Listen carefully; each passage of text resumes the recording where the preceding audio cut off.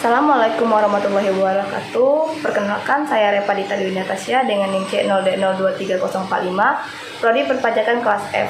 Di video kali ini, saya akan mempresentasikan hasil dari makalah saya yang berjudul Investasi Jangka Panjang dalam Akuntansi Pajak. Yang pertama-tama yaitu definisi investasi jangka panjang adalah penanaman dana untuk jangka waktu tertentu lebih dari 1 tahun, pada umumnya jauh lebih lama dari itu, dengan tujuannya untuk memberikan penghasilan tetap atau menguasai perusahaan lain.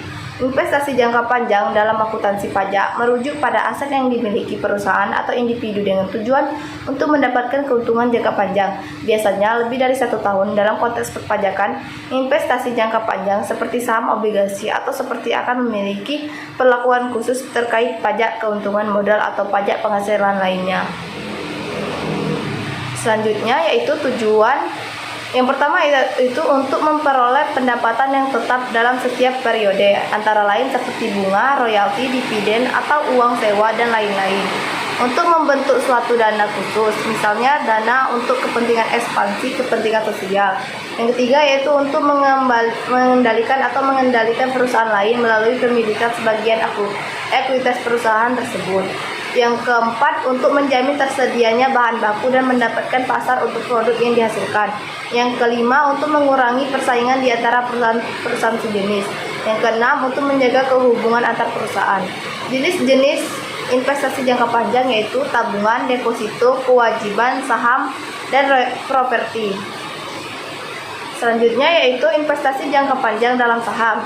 Saham atau stok merupakan salah satu jenis surat berharga atau efek yang perdagangan di bursa efek. Saham diartikan sebagai bukti penyertaan modal di suatu perusahaan atau merupakan bukti kepemilikan atas suatu perusahaan.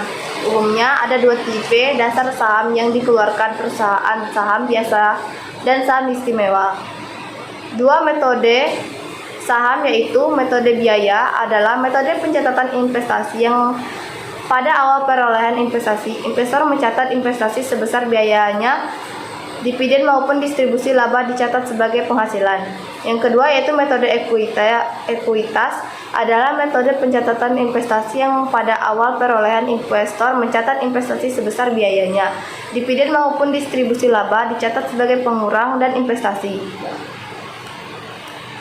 Investasi jangka panjang dalam kewajiban obligasi adalah surat utang jangka panjang dengan tingkat bunga tertentu. Obligasi dapat dibeli sesuai dengan nilai nominal atau nilai kurs. Nilai obligasi sebagai investasi dicatat sesuai dengan harga perolehannya. Obligasi merupakan surat pinjaman uang yang akan dilunasi setelahnya jangka waktu tertentu.